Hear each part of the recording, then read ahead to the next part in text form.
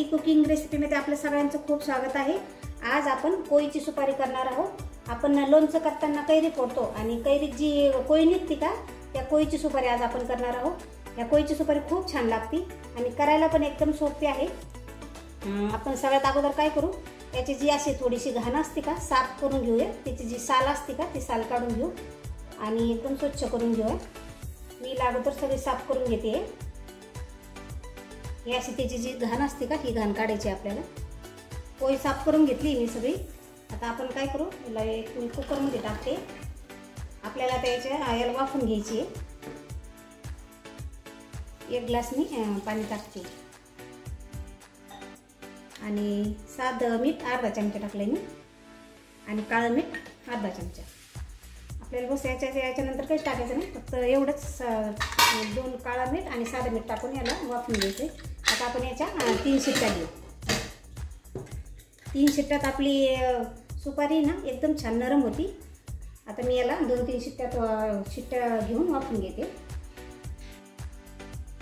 आपली सुपारी वाफून झाली आता कुकरमध्ये। मी याला एका चाळणीत काढून घेते आणि निथळून घेते।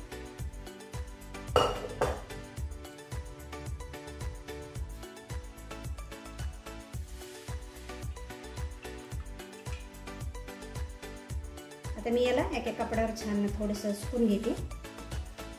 ही कोई मी थोडीशी नॅपकिनवर पसरून घेतली। आता मी याला थोडे 15 ते 20 मिनिटं थोडे फॅन खाली आधी सुकून देते आणि मग नंतर आपण याला द्यायचे थोडेसे बारीक बारीक तुकडे करू, कारण हे द्यायचे थोडेसे मोठे पीस आहे। तर मग आपण याला थोडेसे चाकूना थोडेसे बारीक कट करून घेऊ थोडंसं थंड झाल्यावर।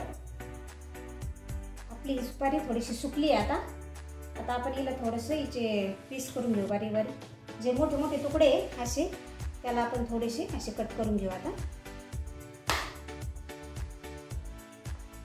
इतकी मोठी सुपारी खायला जरा थोडंसं तोंडात जमणार नाही, त्याच्यामुळे आपण याचे बारीक बारीक तुकडे करून घेतले का खायला पण थोडीशी सोपी जाते।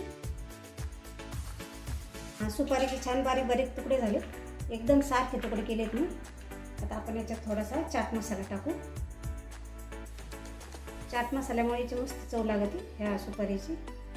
आणि थोडंसं काळं मीठ टाकू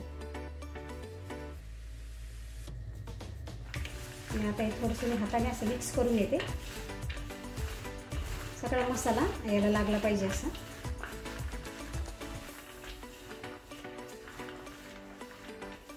आपली कोईची सुपारी खाण्यासाठी पूर्णपणे तयार झाली। मी 2 दिवस मस्त कडक उन्हात वाळवली, हिला अगदी कडकडीत वाळली। आपण चाट मसाला आणि मीठ लावल्यामुळे पण मस्त चटपटीत झालेली आहे। आणि प्रवासात जर आपण सुपारी खाल्ली ना तर खूप छान तोंड पडतं आणि असं मळमळ वगैरे पण होत नाही। एकदा नक्की ट्राय करून बघा, खूप सोपी रेसिपी आहे। व्हिडिओ आवडल्यास लाईक आणि सबस्क्राईब। भेटूया अशाच पुढच्या एका नवीन रेसिपीमध्ये। धन्यवाद।